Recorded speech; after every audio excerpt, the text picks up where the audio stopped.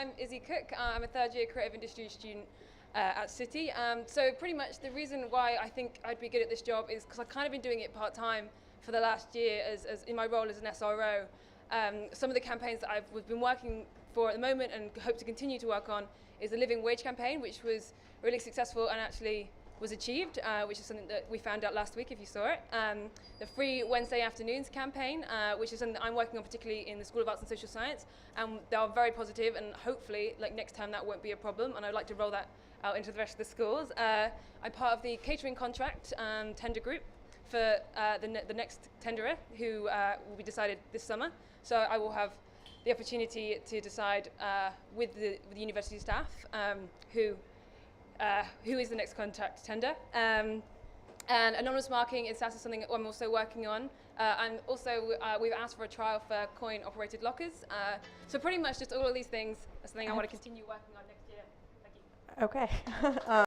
First question is, many students take part in extracurricular activities including clubs, societies, media, and sports teams.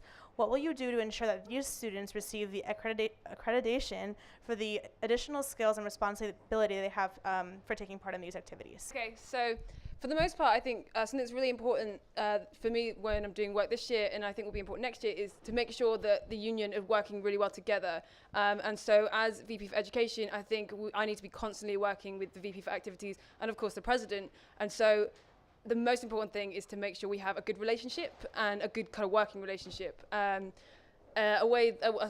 that's in my manifesto is I'd like to start making sure that the events that the university organise and the events that we organise as the student union are kind of linked, and we start working together a lot more, because there's so many resources at the university and so many resources at the student union. We should be kind of pulling them together so we can get the best events possible. It seems crazy that we're doing them individually and marketing them individually. So yeah. All right, so second question. With regard to the current locker debate, do you think that lockers are an essential part of education? I actually helped, was part of the union in supporting that petition and organising that petition for lockers. But yes, lockers are vitally important. We carry so much, just carrying my stuff around to put posters up everywhere is in my back. But one of the reasons the university doesn't want to use lockers is because there are lockers all over campus that aren't being used, and that's because they're assigned to individual students. So the one thing that's in my manifesto is to get coin operated lockers, so kind of swimming pool style lockers. So you put the pound in, and once you finished it, you get the pound back, so that then the lockers can be used by different students all the time, and we don't have lockers that are empty because students have stopped using them or because students have lost their keys. So that. We've also already asked the university if we can trial coin-operated lockers to see if they are being used more. So that is something that we're already doing at the moment. So fingers crossed that will work, and then we can put them out to everyone. So the next question is, what will you do to ensure the basic needs of students are met by the university? So I think the main problem with this is that we've got so many fantastic resources at the university, but they're not used as much as they should be.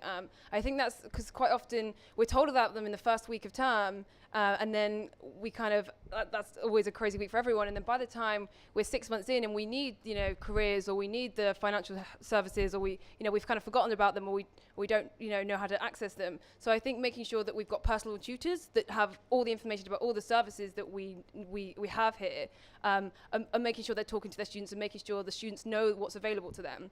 And at the beginning of every year, we kind of get a refresher.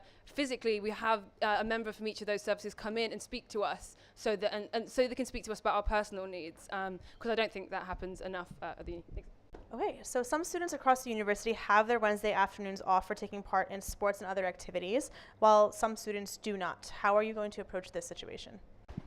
So this has been a student union campaign for kind of a number of years now, and it keeps kind of getting pulled back from the university, pushed back from the university, and saying, we can't, from the senior management of the university saying we can't decide what the schools do. So one thing that I did as the School of Arts and Social Sciences rep is I went to my board of studies and said how important it is, and they all completely agreed with me and said, honestly, I don't think we do timetable on Wednesday afternoons. And so the next meeting, I brought evidence of the timetables for every one of the lecturers that is on Wednesday afternoons, and they didn't really realize that they were doing it. And I think it's not that they are not interested, it's not that they don't think it's a valuable thing to do. It's just that they don't realize when they're timetabling and they don't think about it. So we have to go to it from a school level, because I think it's actually achievable that way rather than from kind of the top down.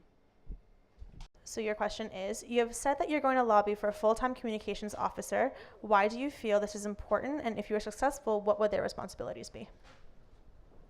Okay, hello. The reason I think a communication officer is kind of almost essential is because we do so many great things at the union, and they're just often so poorly advertised. What's the point in kind of trying to get us to do more things and better if people aren't going to the things we're already doing? And it lands on kind of the sabbatical officers to do that communication, which is detracting from their jobs. It's hard. All of the sabbatical roles have so many different elements to their job, and they shouldn't. And the communication is kind of almost like a non-stop job. To be updating the website, to be updating the Facebook, to be updating the events, is something that you kind of need to constantly monitor. And sabbatical officers don't have necessarily time to do that, and so we don't. Yeah, it's not done effectively, I guess. So yeah.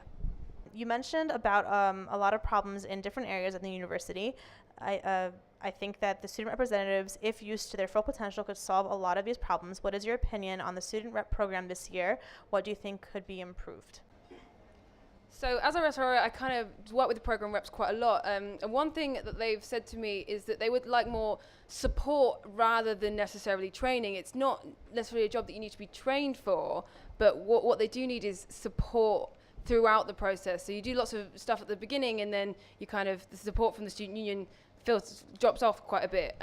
One thing that I'm working on at the moment with my course director is, well, the administration director woman, is to make a kind of structure so that every program rep will know exactly who is who in their department, so they know exactly who to go to. Because I think that's part of the problem, is a program rep has something brought to them, and they don't necessarily know where to take it to next, and they don't know the names or the contact details. And so that's kind of something that needs to be, it's essential for us to be feeding back, is for people to know who people are, if you get what I mean. Thank you.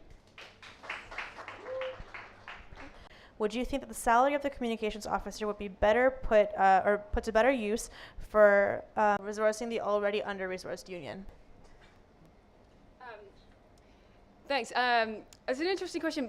It's not that we've actually already requested kind of more money to go into union, and an extra officer was part of that. So it wouldn't be necessarily money coming from other parts. It would be more money for the union in general. And the way that it works is that they don't just give us money and then we choose what to spend it on after. Is we say what we need, and they decide whether we need the money, whether it's worth them investing the money. So it not necessarily would be taken away from other resources, but honestly, I do think that being able to communicate what we are doing is fundamentally important to running a good union. And also another part of the communication role would also to be making the student reps and all of the student officers, communicate together so that we can achieve all of these manifesto pledges in the year that we have, which is quite difficult.